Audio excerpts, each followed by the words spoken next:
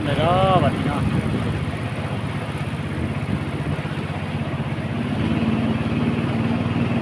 ยาวพื้นนั่นนึง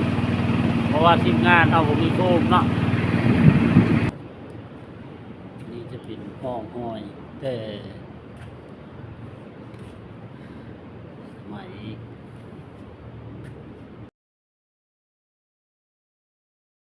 ัยนี้มีจะพาทางส่งไปเบิ่งทำบ่อเนาะว่าเพิ่นได้ยินซาลือว่ามีทับไม้เนาะเพิ่นคนพบทับไม้เนาะไปติดตามเรากันเลยว่าเป็นอะไรไปนำกันเลย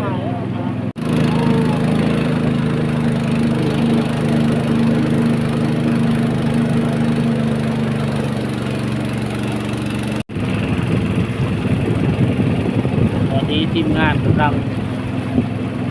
ทางเข้าสู่ถ้ำของบ่อเนาะ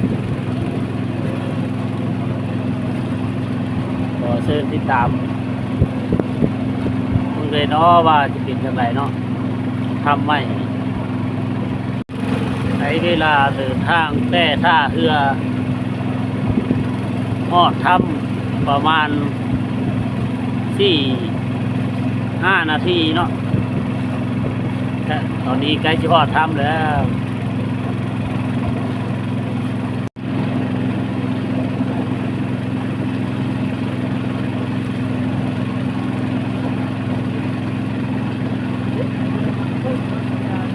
เข้าสู่ถ้ำแล้วเนาะ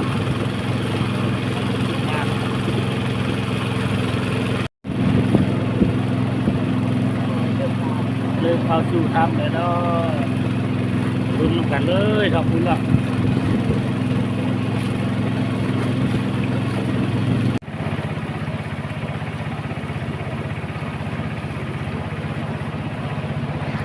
ถ้ำเลยเนาะบัดนี้เนาะ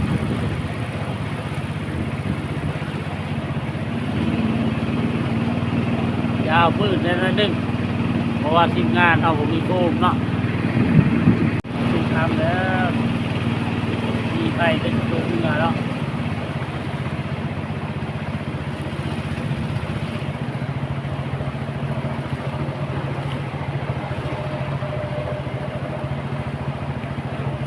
ขึ้นมาพอแกงแล้วแกงของแกงทำแกงทำขึ้นมาพอแกงกุ้งเนาะเพราะว่าได้ลงเนื้อเพราะว่าน้ำมันแห้งครับ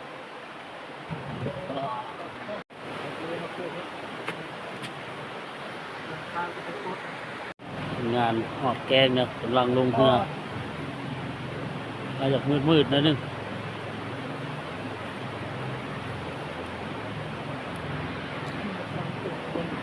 เป็นแขกต่างประเทศเนาะสบายดี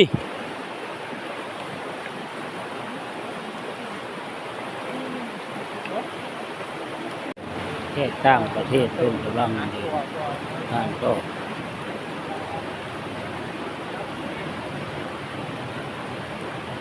โอ้ยมาจากมืดนึกเนาะมืดเลยกำลังเดินทางตอนนี้ทอดแกงหุ่งแล้วทอดแกงหุ่งทางถึงเนาะกำลังเดินทางต่อลงไปทางภาคของรอเนาะนี่ก็ต้องขอแกงสักคนก็ดีกว่าเมื่อกำลังสวนกัน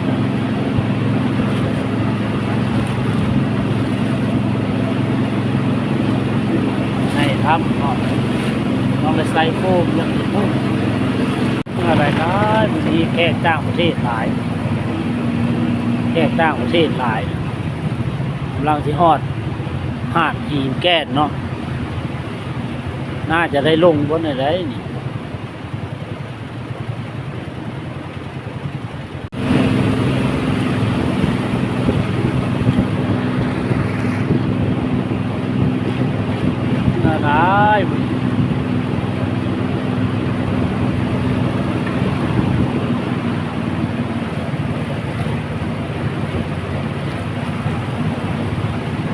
แค่ตายขนาดนี้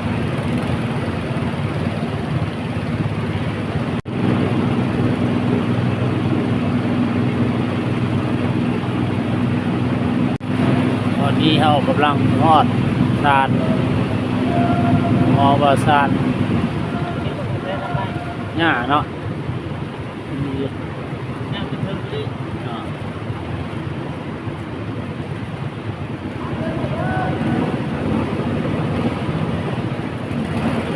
เก่งนะนี่จะคุณจะสายไฟเนาะ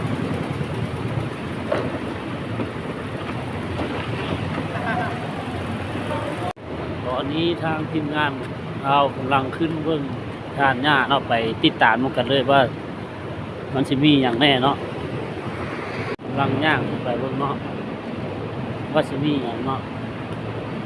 แค่กระดาษอันนี้ก็เป็นทางย่างเพื่อนจะยึดห้องย่างไปเลยนี่เท่านั้นได้จ้ะ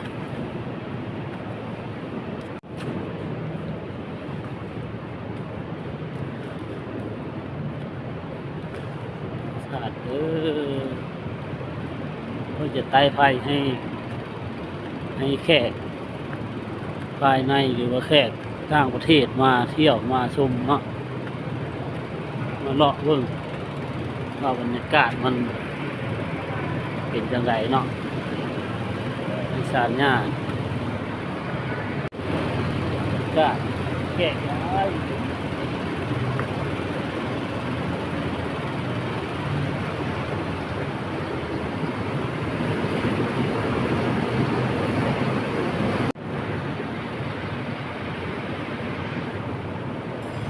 อีสานงามเนาะจากต่างประเทศเป็นหลายแล้วมัน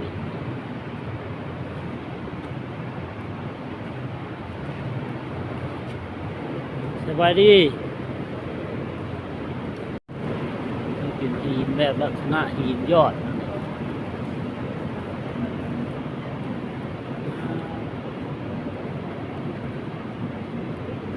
นี่จะเป็นป้ายบ่งบอกการห้ามเนาะห้ามบ่ให้ทุบมีหลายข้ออยู่เนาะ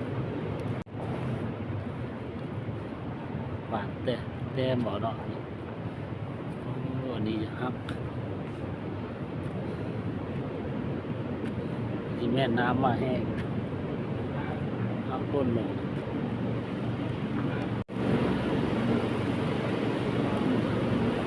จะมีห้อมไปเนาะห้อมมันนี้แบบให้ไปตามทางเราอยากให้ออกนอกทาง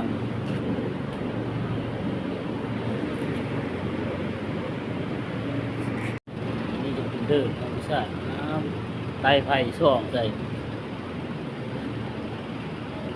บรรยากาศ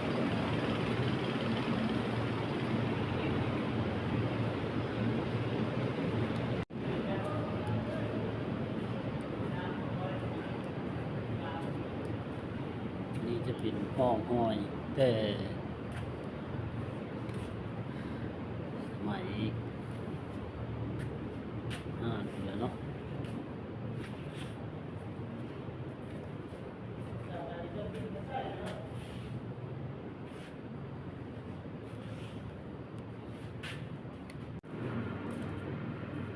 มีปลายห้ามไว้ทีมกินเนื้อสะอาดเนาะเพื่อรักษาความสะอาดช่วยกันเนาะ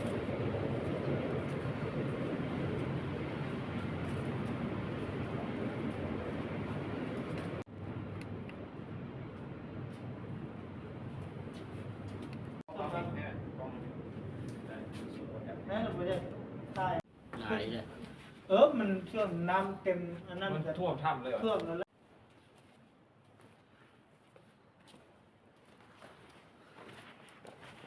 ทีมงานมานำกัน3 คนเนาะ ต่างประเทศมัน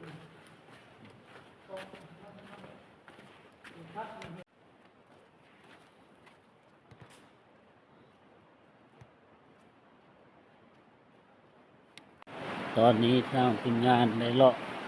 สร้างบอนพระบอนหญ้าแล้วกำลังเสกขึ้นเหือไปต่ออีกไปต่อเบิ่งทำไม้เนาะไปเบิ่งกันเลยว่าเป็นยังไงเนาะทำไม้อันนี้ก็ยังบ่เคยไปจากเทื่อเนาะขอเชิญผู้ชมไปรับชมไปติดตามกันเลยว่าจะเป็นจังไรเนาะ กำลังสิขึ้นเหือไปต่อบัดนี้โอ้ทางยากทรายเหือเฮาเลยฮะพี่ซิแม่นอันนั้นแหละทำใหม่นี่ต้องเลยยากกันดิ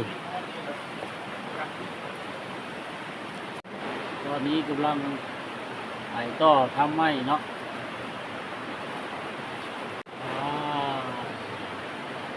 นี่ละทำใหม่หรือว่าเสือไฟนี่ละ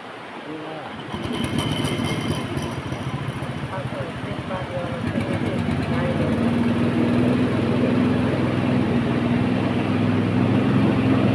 มีที่ใช้เวลาโดนกันเลยเนาะ